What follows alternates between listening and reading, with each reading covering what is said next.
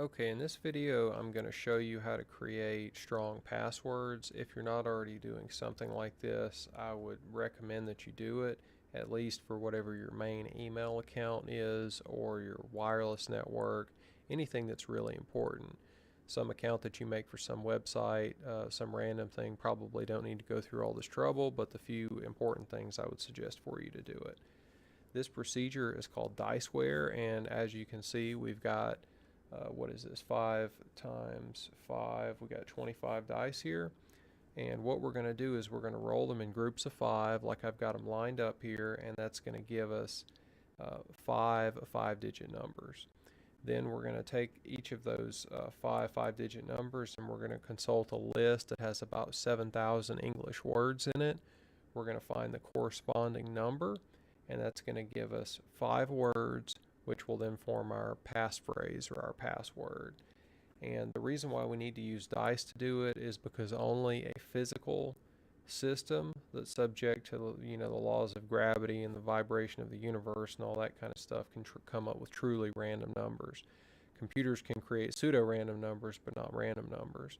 So by using this method, we're going to get something that's truly random, and then we're also going to get something that's basically impossible to crack with a brute force method or a dictionary attack, because each time you add an additional word from the list, you are exponentiating the level of work that has to go into it in order to crack it through those means.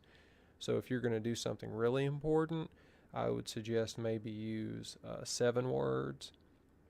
The creator of this method, I think, says that now 6 should be the minimum, but I'm only going to do 5 because the thing that I'm going to use this for isn't that important. But I'd still like to have some level of security.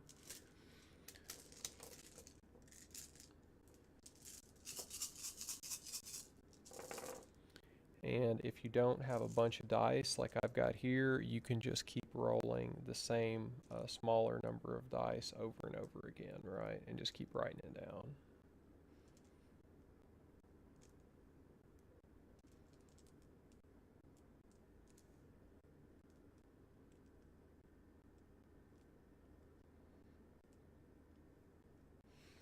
So we've got 26553, 62336, 65642, 12265, and 42635.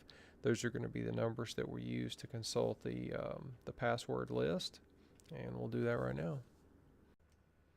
Okay, so now that we've got our randomly generated digits, we've got to turn this into something that we can use for a password. So what I would do would be go to DuckDuckGo, because we don't want to support Google, and type in Diceware word lists. You'll get different options. The EFF has a web page that if you click on that one, you'll go to this and you'll get different ones. They have some things that are short. So instead of having 7,776 words, which is their standard list that they're putting out, they have one that only has 1,200. And the words tend to be shorter. That's the short list, what I'm talking about here. So this is probably your best bet because it's almost as good as the long list in most of the ways, but the words are easier to remember. But for this demonstration, we're going to use their new long list, which is the 7,776 words. Let's see here. Okay, so that's what we're looking at. So suppose that you had rolled 5 ones. You're going to use the word abacus. Suppose you had rolled 4 ones ending in a 6. You'd get the word ability. So what we're going to do is we're going to take our first number that we rolled, go over here, do Control F, search for it, and we're going to get the word festive. And we're going to take our second one, plug that in. We're going to get the word Timothy. Not the name, but the grass, right? Third one, visor. Fourth one, arbitrate. Oh.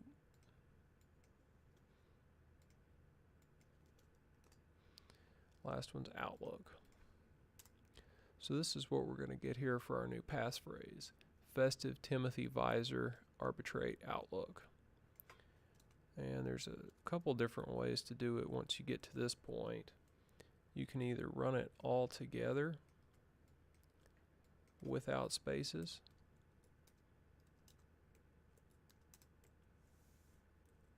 like that, or you can put spaces between each of the words.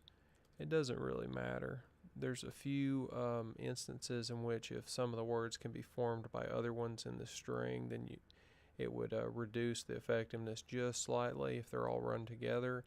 So, but from a security outlook, it's marginally more effective to have them separated by spaces, but you don't really need to do that. So what you're going to do, this is going to be your new password here.